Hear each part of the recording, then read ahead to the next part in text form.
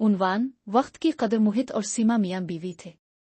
उनके 2 जुड़वां बेटे थे जिनके नाम सोनो और मोनो थे। दोनों जुड़वा होने के बावजूद उनके चेहरों में जमीन आसमान का फर्क था। न सिर्फ चेहरे बल्कि उनकी सोच और आदत भी एक दूसरे से बिल्कुल मुख्तलिफ थीं। हर इतवार की तरह मोहित सुबह जल्दी जागता है और देखता है कि सोनो भी अलिफाटे चुका है और सोफे पर बैठकर पढ़ाई कर रहा है। बेटा सोनो, आज इतनी सुबह सुबह पढ़ने क्यों जाग गए हो? अबू, कल हिंदी का टेस्ट है और 2 दिन बाद इंग्लिश का प्रोजेक्ट भी मैडम को देना है, इसीलिए सुबह से पढ़ाई में लग गया हूँ। इतने में सीमा सोनो के लिए नाश्ता ले आती है। देखो, एक बेटा है सोनो जो सुबह सुबह अलिफाटे नहाया और पढ़ने बैठ गया, और दूसरा है मोनो जो सुबह अलिफाटे कर दोस्तों के साथ बैट बॉल खेलने चला गया। तभी मोनो आ जाता है और कहता है, उम्मी जल्दी नाश्ता दो, बैट बॉल खेलते खेलते भूख लग गई है। पहले नहाकर आओ, पूरे पसीने से भीगे हुए हो, फिर नाश्ता मिलेगा। उम्मी एक दिन की छठी मिलती है, इसमें भी सुकून से बैठने नहीं देती। पूरे हफ्ते में एक ही छठी होती है। नहाओ पढ़ो, सब कुछ एक दिन में ही करो। मैं नहा लूंगा और पढ़ भी लूंगा। मोहित कहता है, सोनो तुम्हें कल टेस्ट है तो तुमने ठीक किया कि पहले तैयारी कर ली। मोनो, बेटा जो वक्त पर काम नहीं करता इसे हमेशा पछताना पड़ता है। चाहे काम हो, खाना हो या खेल कूद, सब कुछ वक्त पर होना चाहिए, तभी जिंदगी में आगे बढ़ सकते हो। वक्त की कदर करना सीखो जैसे सोनो करता है। मैं थोड़ी देर के लिए बाहर जा रहा हूँ, शाम में वापस आकर तुम दोनों से हिंदी के सवालात पूछूंगा। ये कहकर मोहित चला जाता है। सोनो अपनी हिंदी की तैयारी मुकम्मल करके इंग्लिश का प्रोजेक्ट बनाने लगता है, जबकि मोनो पढ़ाई के बजाय टीवी देखने लगता है। तभी इसके दोस्त खेलने के लिए बुलाते हैं। मोनो, सब तुम्हारा इंतजार कर रहे हैं और तुम यहाँ टीवी देख रहे हो।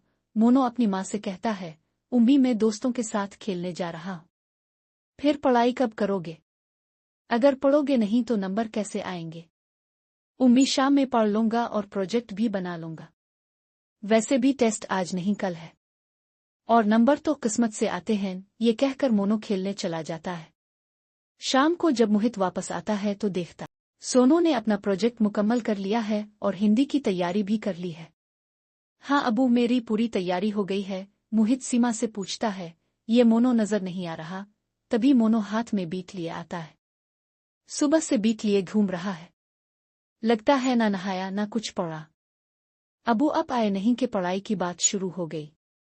शाम तो हुई है, पढ़ लूंगा। मोनो हमेशा अपने काम कल पर छोड़ता, जिसकी वजह से कुछ भी मुकम्मल ना कर पाता। अगले दिन सोनो को टेस्ट में अच्छे नंबर मिले, जबकि मोनो को बुरे नंबर की वजह से मैडम से डांट पड़ी। घर आकर भी इसे माँ से बहुत डांट पड़ी। शर्म करो मोनो, तुम्हारे जितनी उम्र का तुम्हारा भाई है जो वक्त पर सारे काम मुकम्मल करता है, और तुम हर चीज कल पर डालकर हमेशा पीछे रह जाते हो। शाम को मोहित आकर दोनों के टेस्ट नंबर देखता है। मुझे तुमसे यही उम्मीद थी, इतने बुरे नंबर, वो भी हिंदी और इंग्लिश में। प्रोजेक्ट तो तुम कल परसों मुकम्मल करते हैं ना? क्या करूं अबू, मेरी किस्मत ही खराब है। मोहित नरमी से समझाता है, बेटा जो शख्स वक्त की कदर नहीं करता, हमेशा काम कल पर टालता है और किस्मत के सहारे जीता है, वो कभी कामयाब नहीं होता। हमें अपना वक्त समझदारी से इस्तेमाल करना चाहिए। तुम दोनों को छठी मिली, मगर सोनू ने इसका बेहतरीन फायदा उठाया और उसका नतीजा भी सामने है। किस्मत की बात रहने दो, हमें अपनी किस्मत खुद बनानी सिखाई जाती है। वक्त की कदर करो ताकि सबकी नजरों में ऊंचा मकाम हासिल कर सको।